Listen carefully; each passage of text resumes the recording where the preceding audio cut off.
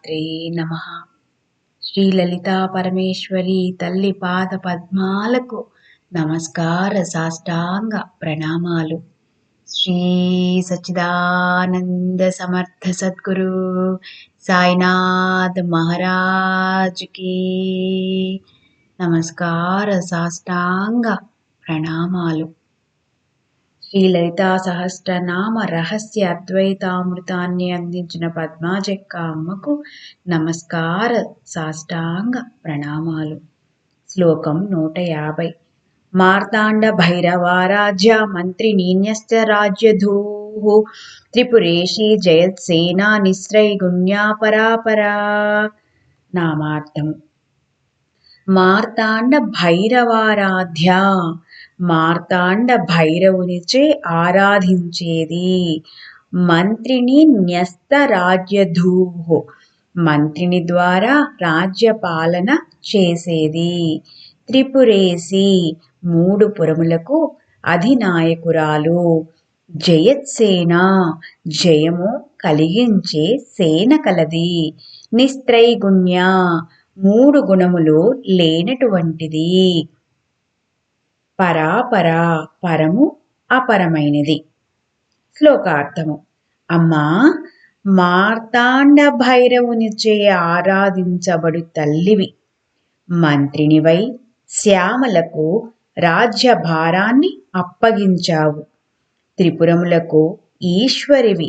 అందరినీ జయించగల జయసేనను కలిగిన మాతవు. ప్రకృతి యొక్క త్రిగుణములకు అతీతురాలివి. ఇహము పరము నీవే అయిన జగదాంబవు తల్లి. అద్వైతార్థము: మార్తాండ భైరవారాధ్య, మనస్సు నిశ్చలము నిర్మలము చేయగలిగిన వారిని భైరవులు అంటారు. నిజానికి శ్వాసలు లేని స్థితి అన్నా మనోనిశ్చలత అన్నా ఒక్కటే. ఈ సాధన తీక్షణంగా చేసి సూర్య తేజస్సును పొందిన వారిని మార్తాండ భైరవులు అంటారు. మనందరికీ తెలిసిందే, ఇది గురుముఖత చేయవలసిన స్థితి. అది ఏంటంటే కుండలిని శక్తిని సాధన చేయటం వల్లే మార్తాండ భైరవులవుతారని మార్తాండ భైరవారాజ అనే నామం చెబుతుంది. అంటే ఎప్పుడు కొంచెం ప్రశాంతంగా మనసుని నిశ్చలం చేసుకోవాలి అని చెబుతున్నారు. మంత్రిని న్యస్త రాజ్యధూః, మనస్సు 3 స్థాయిలలో పనిచేస్తుంది. అవి స్ఫురణ, ఆలోచన, విచక్షణ. వీటిని చిత్తము, మనసు, బుద్ధి అన్నారు. ఇంకా మనసు మరి 3 విధాలుగా పనిచేస్తుంది. అవి ఆలోచన, మాట, చేత. అంటే ముందుగా ఆలోచన వస్తుంది, అవి మాటలుగా మారతాయి, ఆ తరువాత చేతలుగా పరిణమిస్తాయి. కానీ మనం ఏమనుకుంటామంటే ఒకేసారి పని చేసేస్తున్నాం అనుకుంటున్నాం. కానీ ఫస్ట్ ఒక ఆలోచన తయారవుతుంది లోపల, తరువాత అది మన మాట రూపంలో వస్తుంది, తర్వాత అది చేత రూపంలో వస్తుంది అని చెప్తున్నారు. వీటినే మనత్రయం అని అన్నారు. సాధకుని శరీరంలోని కుండలిని శక్తి రాజ్యమైతే ఆ రాజ్యంలో శక్తి ప్రవాహం మంత్రిని సహకరించినప్పుడే జరుగుతాయని, అలాగే సకల చరాచర విశ్వం అనే రాజ్యం పరమాత్మ సంకల్పం అంటే మంత్రినిచే సాధించబడుతుంది అని మంత్రిని న్యస్త రాజ్యధూః అనే నామం సూచిస్తుంది.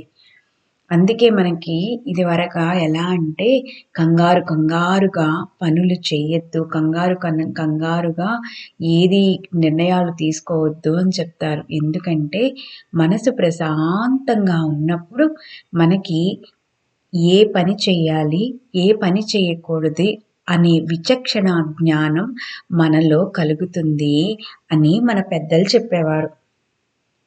త్రిపురేసి, చరాచర విశ్వంలో పరమాణువు మొదలుకొని బ్రహ్మాండం వరకు అన్నింటా విశ్వశక్తి 3 స్థాయిలలో పనిచేస్తుంది.